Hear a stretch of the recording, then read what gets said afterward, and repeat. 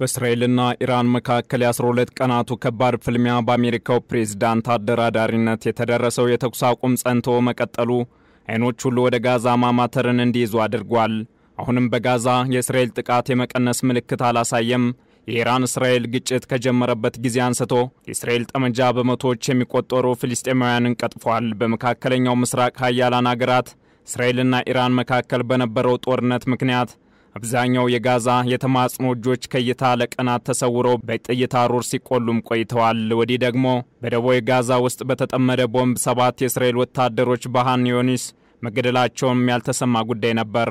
ለመሆኑ የሁለቱ ኃያላን ጦርነት በቀናት ውስጥ የሚቋጭበት ሁኔታ ከተፈጠረ ወራቶችን በሰቆቃ የቆየው የፍልስጤም ሕዝብ ለምን ሰላምን ማግኘት ተሳነው በሚል የሚጠይቁም ተበራክተዋል። በሌላ በኩል ደግሞ እስራኤል ከኢራን ጋር የተኩስ አቁም ማድረጓን ተከትሎ ሐማስን ለማፈራረስ ትኩረቷን ወደ ጋዛ እንዳዞረች እየተነገረ ነው።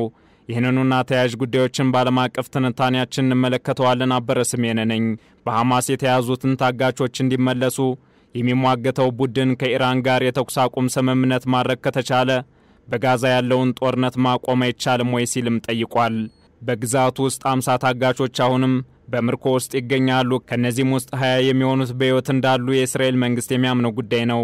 ቡድኑ ሁለቱንም ታጋቾች ወደ ሀገራቸው ለመመለስ አሁን ወሳኝ የድል መስኮት የሚከፈትበት ጊዜ መሆኑን ተናግሯል። የእስራኤል ተቃዋሚ መሪ ያየር ላፒድ በማህበራዊ ትስስር ገጹ አሁን ደግሞ በጋዛ ያለውን የጦርነት ፋይል ለመዝጋት ጊዜው አሁን እንደሆነ መልእክቱን አስፍሯል። በእስራኤልና በሐማስ መካከል ካሁን ቀደም በተካሄደው የተኩስ አቁምና የታገቱትን የመፍታት ንግግር ግንባር ቀደም አሸማጋይ የነበረችው ኳታር በሚቀጥሉት 2 ቀናት ውስጥ ቀጥተኛ ያልሆኑ ንግግሮች እንደሚጀመሩ ተስፋለኝ ብላለች። በእርግጥም ወራቶችን በላያቸው ላይ ሞት እንዳጠላባቸው ዓለም አቀፍ የሰላም ጥሪዎችም ጀሮ የተነፈጉበት የእስራኤል ጥቃት ለእርዳታ የተሰባሰቡ ሰዎች ሳይቀር በረሃብ የደከመ ገላቸው ላይ ጥይት የተርከፈከፈበት ከሆነም ከራርሟል። ፍርስራሽ ጎልቶ የሚታይበት የጋዛ ምድር አንዳች ሁነኛ መፍትሄ እንደፈለገ አሁንም ይገኛል። ምናልባትም በዓለም ዙሪያ ከፍተኛ የሰሞነኛ ትኩረት ያገኘው ብሎም ወደ 3ኛው የዓለም ጦርነት መንደርደሪያ ይሆናስ ብሎ የነበረው የኢራንና እስራኤል ጦርነት በተኩስ አቁም መቋጨቱ ለጋዛ አንዳች የተስፋ ብርሃንን የፈነጠቀም ሆኗል። የኳታር ጠቅላይ ሚኒስትር ንግግሮች በሂደት ላይ ናቸው ሲሉ የተስፋውን ብርሃን ይበልጥ አጠናክረዋል።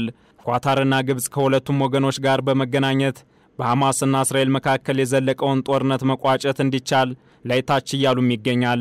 ይደረጋል በሚል ተስፋ የተሰነቀበት የተኩስ አቁም ሐሳብ በ60 ቀን የተኩስ አቁም የ10 እስራኤላውያን ታጋቾችና የ18 እስራኤላውያን አስክሬን እንዲለቀቁ ያስችላል። ይህን ሐሳብ ሐማስ ምንም እንኳን የሚቀበለው ጉዳይ ባይሆንም ጠንካራ ዋስትና ማግኘት የሚቻል ከሆነ ወደ ድርድር ጠረጴዛው የማይመጣበት ምክንያት አይኖርም። ለሐማስ የጠንካራ ዋስትና ስጡኝ ጥያቄ ደግሞ የእስራኤል የሰላም መፈለግ ቁርጠኝነት ተጠባቂ ሆኗል። የእስራኤሉ ጠቅላይ ሚኒስትር ቤንያሚን ኔታንያሁ በኢራን ያደረግናቸው ዋና ስኬቶች በጋዛ ላሉ ግቦቻችንም አስተዋጽኦ እንደሚያበረክቱ ምንም ጥርጥር የለውም። ኔታንያሁ ይህንን ማለታቸው ምናልባትም ሐማስ እየጠየቀው ለሚገኘው ዋስትና ስጡኝና ተኩስ አቁሙን ልቀበል ከሚለው ጋር በአንጻሩ የሚጣጣም ያደርገዋል። በተለይም ደግሞ ኢራን ለሐማስና ለፍልስጤም እስላማዊ ጂሃድ የገንዘብና የወታደራዊ ድጋፍ ሰጥታለች በሚል የሚከሱት ኔታንያሁ በጋዛ ያለውን ጦርነት በአንድ ቀን ሊያልቅ ይችላልም ብለዋል። ያ የሚሆነው ግን ሐማስ እጁን ከሰጠ ትጥቁን ከፈታ ታጋቾቹን ሁሉ ከለቀቀ ነው። ነገር ግን ይህንኑ ለማድረግ ፍቃደኛ አይደሉም ማለታቸው ደግሞ የተስፋውን ብርሃን የሚያጠፋ የፍታ ቃላት ያደርገዋል። የእስራኤል መከላከያ ኃይል ዋና ኢታማዦር ሹም ሌተናል ጀነራል ኢያል ዛሚር ከኢራን ጋር የተኩስ አቁም ስምምነት አሁን በመገኘቱ የወታደሩ ትኩረት ወደ ጋዛ እንደሚሆን መናገራቸው የጋዛ የሰቆቃ ድምጾችን ያበራክት ይሆን የሚል ስጋትን ፈጥሯል።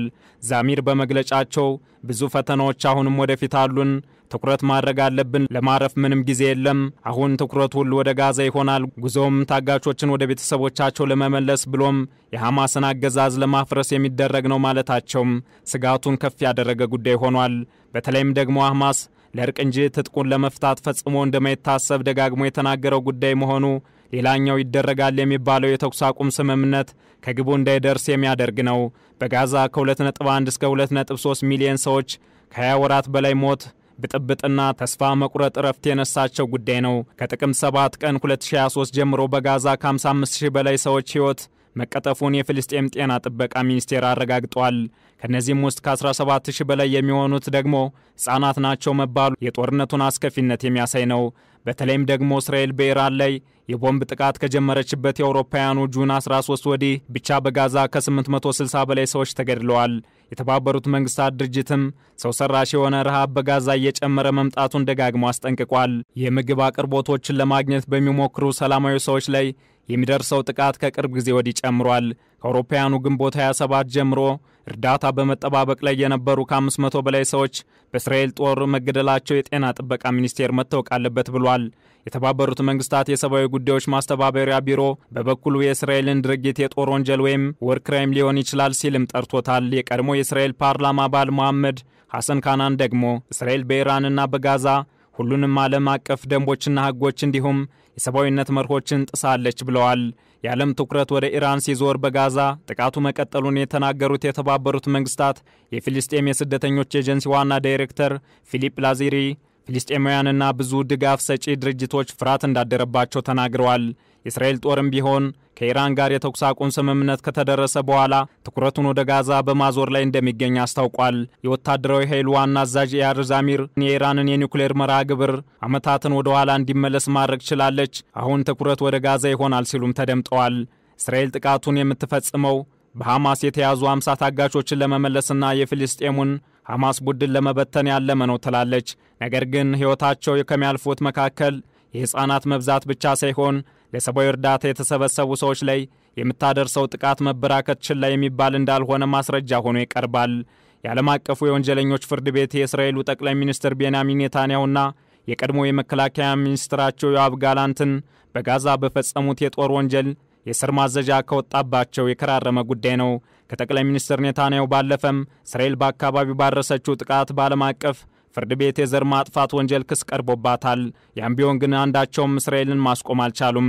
ይልቁንም ጦርነቱን በማስፋፋት ሐማስን በማስታጠቅ የምትከሳትን ኢራን ላይ ጥቃትን ሰንዝራ ለ12 ቀናት በጦርነት አሳልፋለች። ሆኖም ግን በአሜሪካው ፕሬዝዳንት ዶናልድ ትራምፕ አሟሟቂነት የተጀመረው የእስራኤል ኢራን በሚሳኤል የታገዘ ድንበር ዘለል አውዳሚ ጦርነት በራሳቸው አሸማጋይነት አስቆመውታል። ታዲያን ማድረግ ከተቻላቸው ስለምን በረሃብ እንዲቀጡ ስለተፈረደባቸው የጋዛ ነዋሪዎች የተማጽኖ ድምጽ መስማት ለምን አልተቻለም የሚሉም እንዲበራከቱ አድርጓል።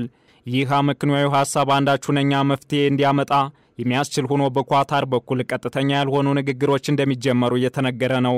በቀጣይስ በኳታር ጥረት እየተደረገበት የሚገኘው የእስራኤልና የሐማስ ቀጥተኛ ያልሆነ ንግግር እንደተባለው ይጀመራል ወይስ ሐማስን እስከ መጨረሻው ካልደመሰስኩ ረፍት አይኖረኝም የሚለው የእስራኤል መከላከያ ጥቃቱን አጠናክሮ ይቀጥላል ወይ የሚለውም ይጠበቃል።